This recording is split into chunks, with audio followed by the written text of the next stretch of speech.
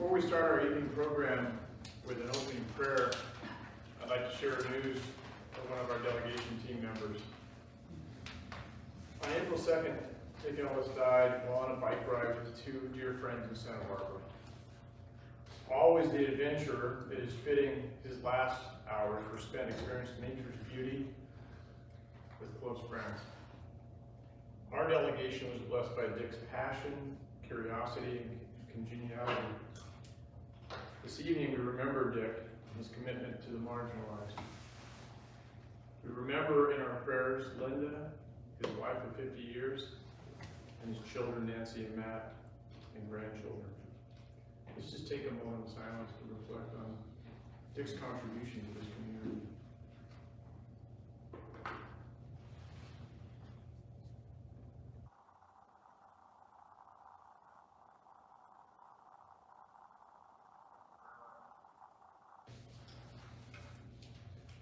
Lord, come be with us. As we gather, let us remember Jesus, Mary, and Joseph were migrant people. Migration is in the DNA of humankind, and dignity has no nationality. We pray those gathered here this evening and all citizens of the United States are awakened to the realities of coping with environmental threats, political oppression, mafia and gang violence, and desire to create a meaningful future for ourselves and our children. We pray to the Lord.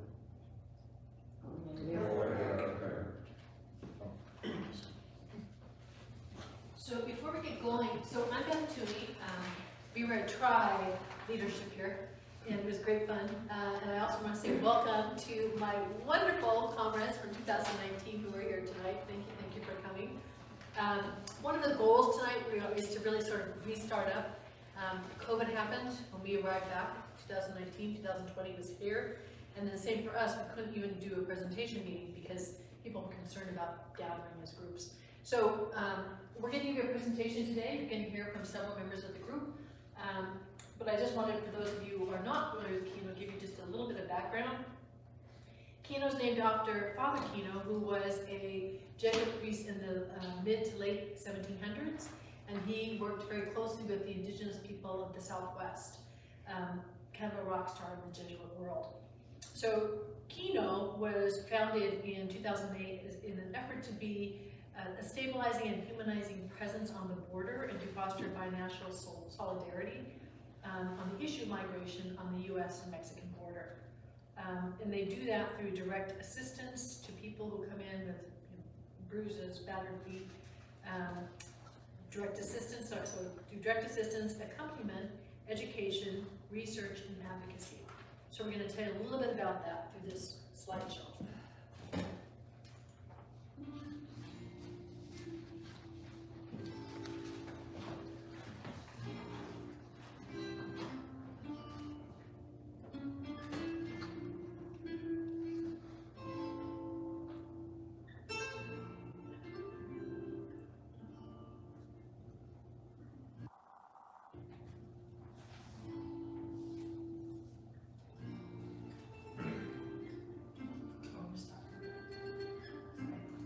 This is going to be interactive. So I'm going to have someone come up and say, I'm a desert rock. Cindy, you're up in two shapes. But I just want to talk a little bit about the human dignity piece here.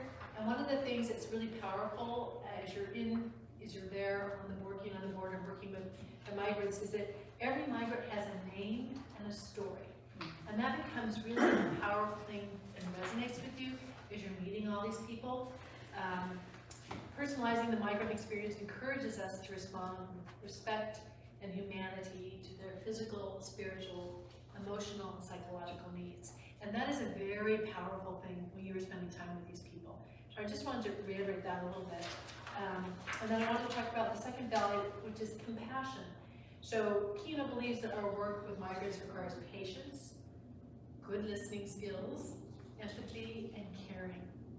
We believe, when I say we, it's Kino, I'm speaking on behalf of Kino, we believe that direct experience with the suffering of migrants has the ability to change hearts and minds of people. And we really need to rely on that one-on-one power, I think, to affect people's hearts. And Kino strongly believes that education is critical to creating empathy for the migrant experience. And those of you who have been there before know that our challenge was to humanize, educate, and agitate. And I'm going to talk about agitation towards the end. Okay. Would you come up, please, Cindy? Yes. Share your thoughts about the desert walk, and then you'll be up. Okay. All right, so I just wrote a little short, whatever you want to call it. The walk through the Nogales Desert was very emotional. It brought to life the loss of the people who put their lives at stake to enter into our country. Seeing the remnants of water bottles, backpacks, and blankets was a visual experience that felt like a real-life experience of those who crossed the border. Looking north to the Barranquillare, can't say it, peak, is where the immigrants are told to look as a point of direction heading into Arizona. Around the closer hills, we were told the coyotes, which they call now mafia, have their cameras watching everyone. This is why some of the water bottles were painted black, so that the sun shining down on it would not expose them to the cameras, so it wouldn't light up. Experiencing this walk helped me understand and connect to my students who have gone through this, walking through the thorny bushes, being in the sun all day, wondering if there's enough food or water to last the day, being afraid of being found, abused, and forced to pay a lot of money to the coyotes. To survive and have our God-given rights to a better and humane life is what everyone deserves. My ignorance. So they have to pass through this area where the coyotes are trying to, The coyotes are in the hills with cameras watching. do these people sneak by without us Because they want to paying us money? Correct. They want, the coyotes are part of the problem, the abuse and the suffering of all these So people. they have to get through that, and then they have to get through borders. Yeah, they tell people, I'm gonna kill your family, rape and kill your family right in front of you if you don't take these drugs across. I mean, it's just, the coyotes play a terrible role. Yeah, what's that? Mimi?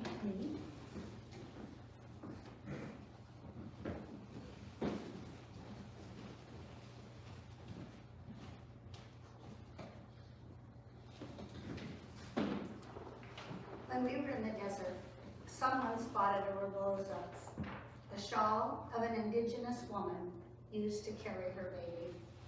I picked it up and offered it to Jared, one of the Jesuits, thinking Kino would want it to add to their collection of migrants' relics. He surprised me when he said that we should bring it back to St. Joseph to remind us of our experience. As I walked up and down, over rocks, around thorn bushes, and under barbed wire, I carried this shawl close to my heart and wondered about it. Who had woven it? What mom had wrapped her baby in it? What baby had been held close to mom's heartbeat? A girl or a boy? Still alive or not? Where did their journey begin? Why? What had become of them? Was mom changing or feeding the baby when she had to run and drop the rebozo in the desert? It has many burrs and thorns in it, and it represents the sacrifices this mother made to try to find a new and better life for her child. I hope we at St. Joe's will bring it out for years to come as we celebrate Guadalupe Day. Mary says, I am your mother, to Juan Diego, to the unknown mother and baby, and to all of us.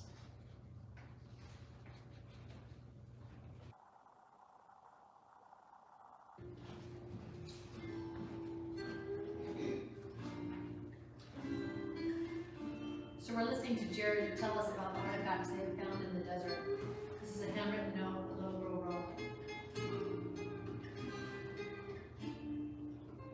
bottle, and they found it had milk in it.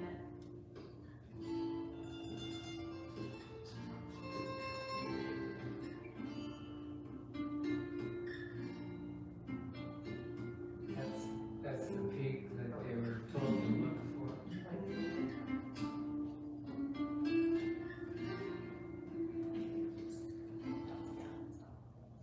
Okay, we're gonna talk about, Harry Walk in a minute, but I just wanna talk a little bit about, out of order. Never mind, keep going. Sorry, everybody. Dan, you're up shortly.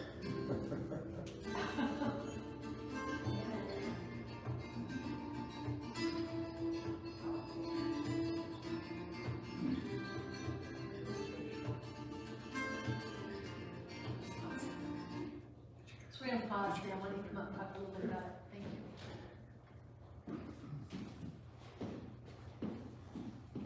So, among the first things, Jarrett Orneas, our host of the Kino Border Initiative, said regarding the border is that it's complicated. I was aware of that as someone could be from 1,600 miles away. But that was before I'd been in Nogales, Mexico. And that was before we met Jim and his wife, warm and hospitable 80-something-year-old cattle ranchers whose property abuts the Mexican border in the 600-person town of Aravaca. Ranching there for over 30 years, their proximity to the wall makes managing their 970 cattle difficult. In fact, their cowboys are unwilling to go to some parts of their ranch because the mafia uses it for smuggling migrants and drugs across the unfenced parts of the border. By the way, their ranch is half the size of the city of Seattle. It's about 50,000 people. An oft-quoted pundit on Fox and friends of our former President Jim, the rancher, is an advocate that the government complete the unfinished part of the border wall on his ranch. Additionally, he believes most of the illegal crossers are drug smugglers. Jim and Sue are also Kino donors and supporters. That's a real contrast. You know, and my experience of talking to Jim, I've never spoken so calmly with someone with whom I have such a divergent opinion about some of the border and other political issues. But I hand it to Jim and Sue's humanity and compassion. I was very moved and we by their kindness to us and compassion for the migrants. Ranchers lose their cattle. Border Patrol feels out-resourced. It's an ugly political issue, and immigrants are detained, deported, and die. All this being true, we met compassionate ranchers, sympathetic to immigrants' plight, decent-seeming Border Patrol agents, and immigrants with sad and sometimes horrific stories. Problems with the border. Jim and Sue kindly and patiently hosted us at their church, answered outsiders' questions, and continue living their life on the border. Like Jared said, it's complicated.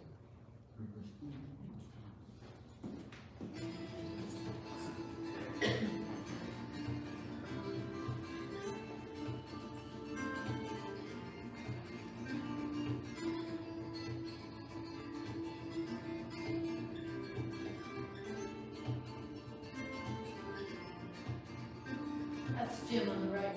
Oh, thanks, Scott. Okay, so then we're gonna talk a little bit about the Comador, which is also a safe house. When we were there in Vince's group, Vince's delegation in 2019, we were in a very small building that they still use for storage today. This delegation got to see the brand beautiful, huge new building that has much larger capabilities in terms of kitchen and in terms of housing people, so the safe house is actually in this new building. The Commodore, pre-COVID, it's adapted a little bit now, but 2 meals per day, they don't sit down today during COVID, everything's to go. And you're gonna see a few pictures here. Clothing and personal care items. I left a few boots behind, I'm hoping somebody used them while in the desert. Social services assistance, temporary shelter for the most vulnerable, and those are the ones being pursued by the mafia generally, or in this case, we met someone being pursued by an abusive husband who wanted to kill her, in a medical clinic. So we're just going to show a few pictures, and then maybe I'll have you come up to talk about Dick's comments.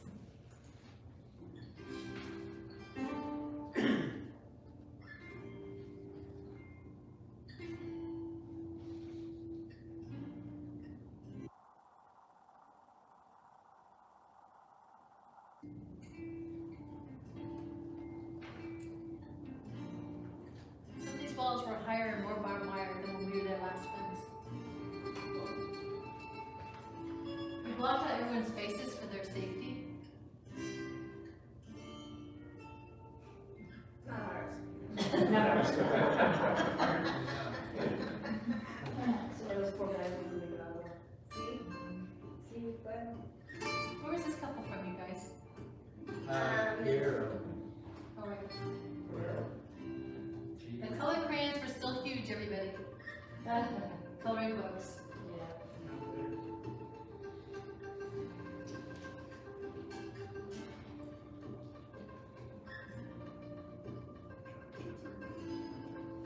The children are so beautiful.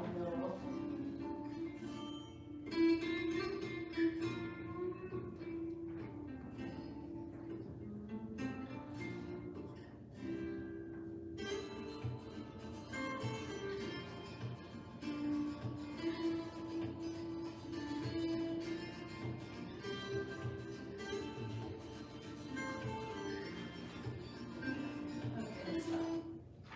Mimi, you wanna come? Mimi's gonna read Dick Ellis's comments.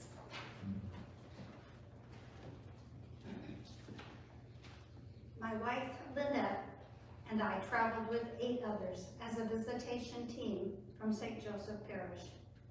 Our mission was simple. We believe that sometimes all that we can do is be present and compassionate in the face of world tragedies. We wanted to get beneath the political and media labels and put a human face on what we have heard and read. The men, women, and children at our Mexican border seek safety and deserve our respect. They are part of our human family, and they are suffering. We visited KBI in November 2021 to support and be part of those who are reaching out to provide humanitarian services and advocate for government reforms. As Samaritans, we can't do much, but we can do something. It is what Jesus would do.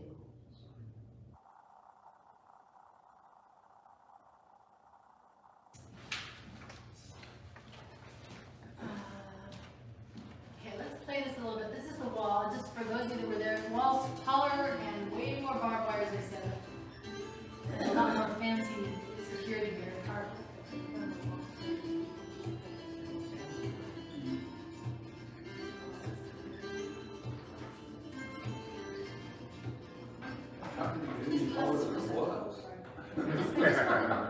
I just wanted to point out in that last slide, something I learned. Okay, so you can see this was what the height of the wall was for a long time when we were there in 2019.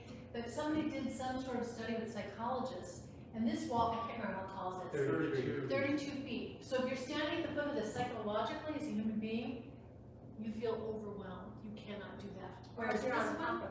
So there's a physiological change in Right. 32 feet. right, yeah. So these guys, Oh, that's too dangerous. right, the border control has done their homework. So now this is how we come up. Just a few more photos to see what they're doing.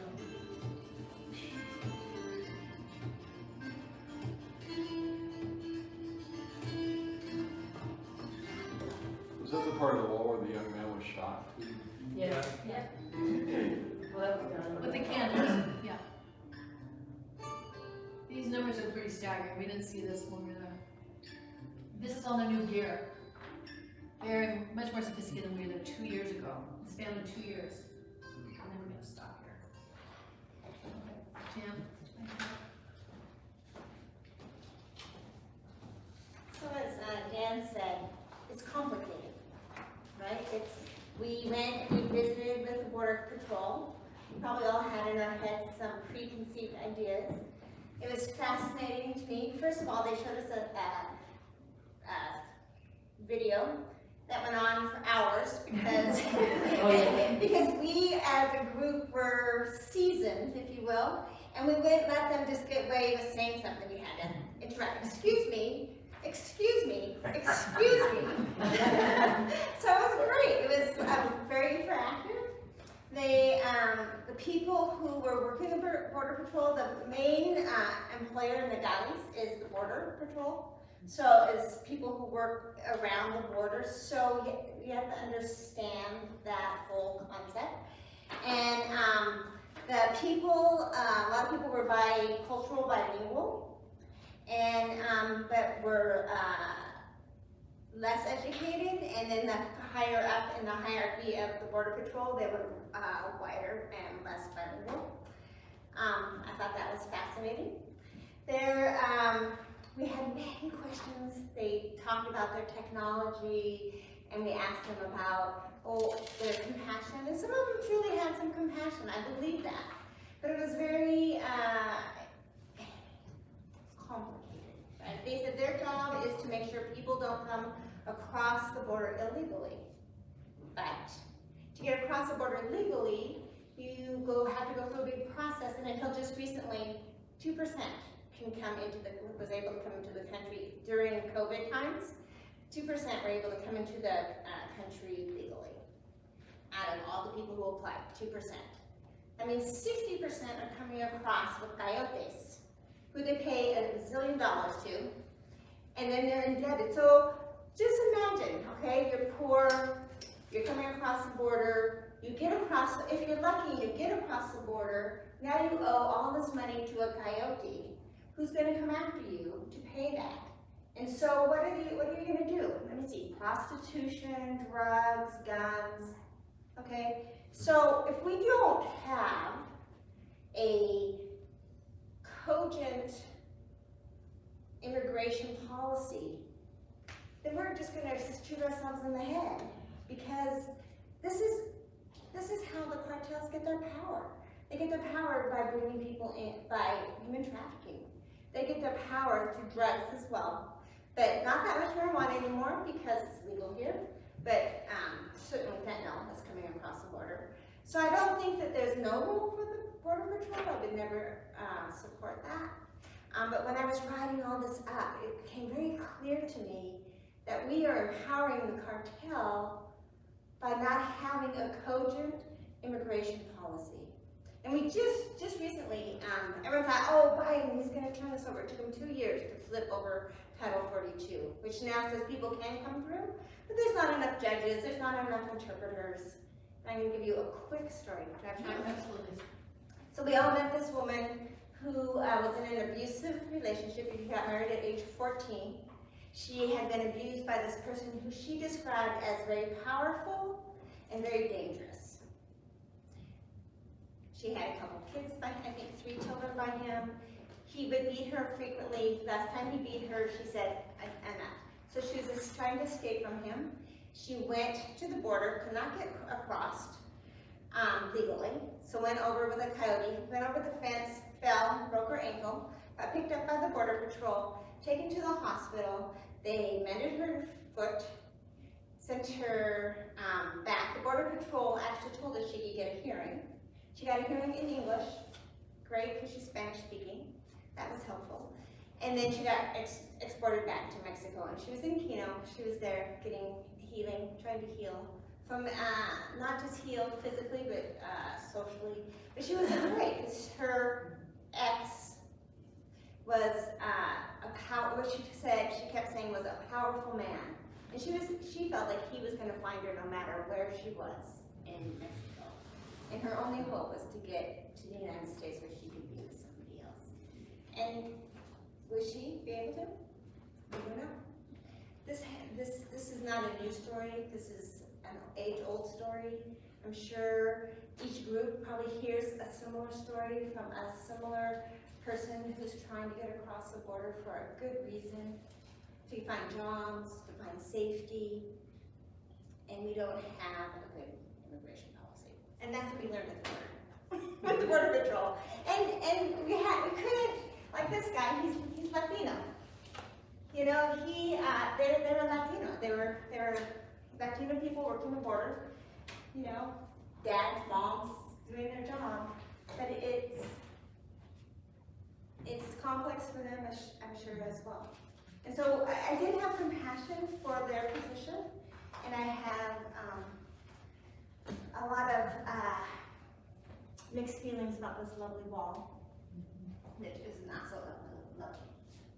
But more than that, I think politically we have to create a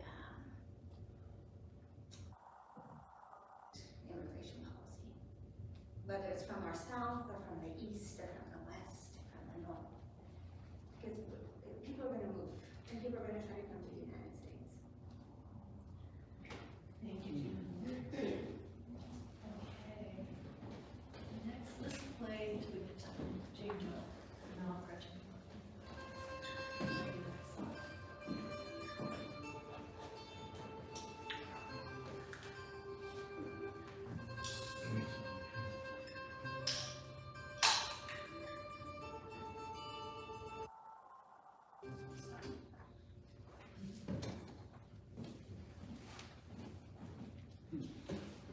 I have a brief reflection to share from Linda Alice, who isn't able to be here with us tonight.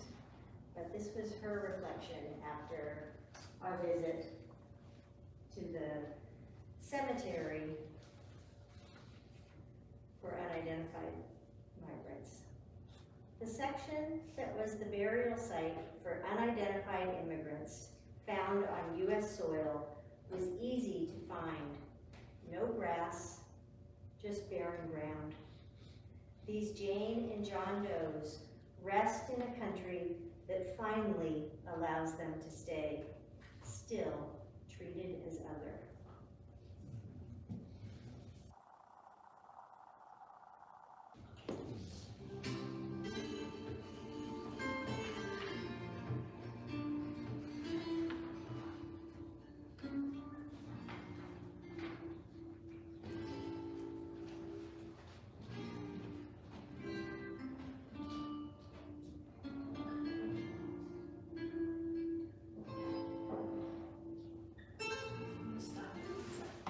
So, as we entered the Mexican consulate, it was really interesting. We added a few more things than what we did. When 2019 group spent a lot more time working at the Comodoro, we had a more comprehensive overview, working with the Border Control, going to the Mexican consulate. It was actually very interesting. Still gut-wrenching, but it was very interesting. I just want to say one thing about the Mexican consulate, particularly as it relates to Jan's story.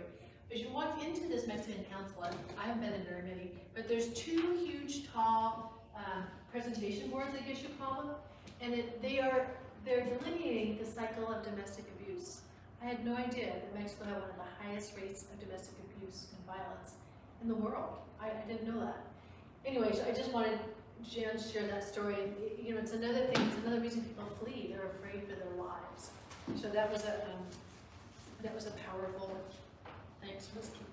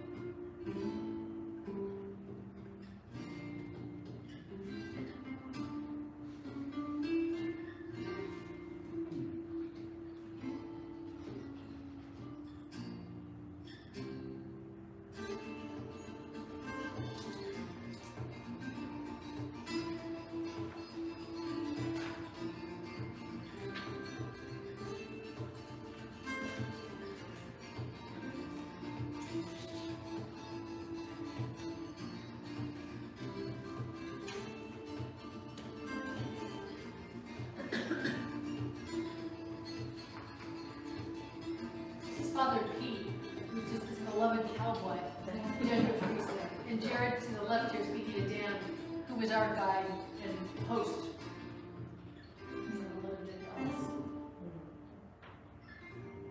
Okay, so this is where we're gonna stop for a second. Just to maybe add, you threw a lot of statistics in the last couple of slides, and I just want to give something very current that I think I heard in the press this week. Total migration into the U.S. in the last 12 months was 200,000. It's extraordinary. Pardon me? 2 months? No, the last year. We've had many, many years in the past where we've been over 1 million. And just want to reflect on the fact that you saw economic information there and what percentage of the workforce in certain trades are undocumented. We have a severe scarcity in those trades today in the United States. We have over 12 million job openings in the United States unfilled at this moment. Many that could be filled by people that would love to migrate and be useful, law-abiding, kind of model citizens. And until we have this cogent migration policy that Jan was talking about, I really don't see how we rectify this. And we've done a masterful job of creating this identity of the other. Notice that in this incredible crisis in Ukraine, no one's balking at a white person gaining access from Mexico and the United States. Partly because of this narrative of someone being other than us, less than us. And what is us? I shouldn't even say us. To creating the less than. I think this is one of the battles, one of the big battles we have as a group in this room, and when we address this whole issue of fair, just, dignified. Thank you, Sean. Thank you. And that is a big deal. People don't understand. I have farmers in my family in the San Joaquin Valley, but these are the people who pick our food, who clean our homes, clean our toilets in the hotels and restaurants. So it is interesting when you go to Toto with someone who just simply does not wish to hurt you. It's an interesting experience. I just tried it. It wasn't much fun. Anyway, so to go, now is the part where we're going to talk about next steps and a call to action. So we really love to, and I'm going to have Dave Zablotny, oh there he is, come up and join me and talk a little bit about next steps in terms of what we want to do. As you leave the room, you'll see there's a sign up, there's 2 sheets to sign up. What we really like to do is create a viable, vibrant immigration committee. I mean, as the world has changed so dramatically, we have Afghanistan refugees, we have Ukraine refugees. I mean, this refugee challenge is not going to go away. So we have to figure out how we can help, you know, what we at St. Joe's in this community wish to do. It will be interesting because St. Pat's is merging, I guess. So it'll be interesting to see if they have any energy around that as well. But we'd love to kind of get revamped up. COVID sidelined us for 2 years. We're finally through that, God willing. So we'd love to have you sign up if you're interested in being on the immigration committee, because we decided, we have several, there's a list out there that I'd like y'all to pick up. One, we were in Nogales, we all talked about the things we could do to make a difference. So we did a letter writing campaign. Dick Ellis got a response from the White House that was lackluster. It wasn't very inspiring from President Biden. I'm sorry to say. I don't think it was really from him, it was probably. Oh, I'm sure, it's one of his people. But it was a response from the White House, it has its name on it. So the point being, we have more work to do. And there's lots, we made a whole list of things we can do in terms of defending, educating, agitating. So in talking with Sean and Gretchen, and then talking with Dave again, we decided perhaps the best strategy going forward, there's several different directions we'd like to go, but it might be best to create a co-chair or a 3-chair immigration committee. Dave is actually on the Faith and Justice Committee here at St. Joe's, but he can't be a one-man show.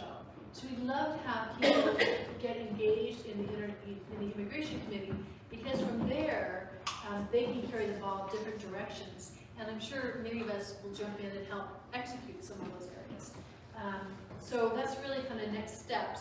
Do you want to talk a little bit about that? Sure, and just a little bit of history and timing and that, I've alluded to already, but so Vince's team went in November of 19, I think you guys went. They came back and everybody was ready to start doing a lot, and obviously COVID hit a few months later. And Vince moved out of the parish council lead, and he and I talked, and I sort of took the lead on immigration. And I was already on the Faith Justice Committee, and one of the leading initiatives is immigration on faith justice. So I've been taking the lead on that, but things obviously died down during the pandemic, and we did a bunch of virtual things. Mark's been great, especially this past year, just getting information out, and that's what we felt was the best approach. While we couldn't really get together, at least let's get the information out to the community and figure out ways to come together and advocate and communicate with, you know, elected officials and so on. So that's what we were trying to do over the past really 2 years.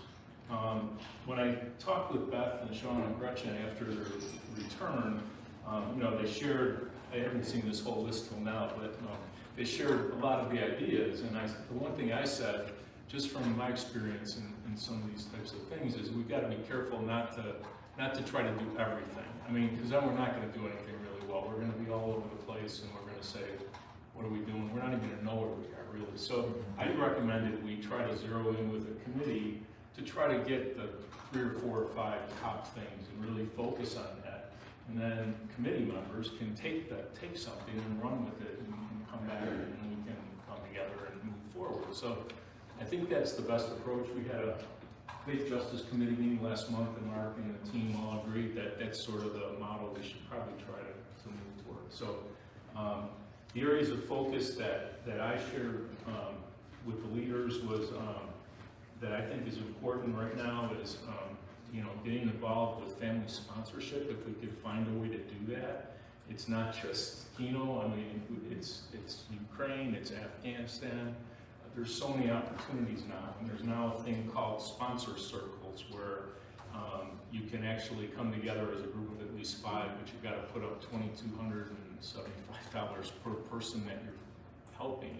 So you've got to raise money, and you've got to do, so I don't know, we've got to figure out the right way. Maybe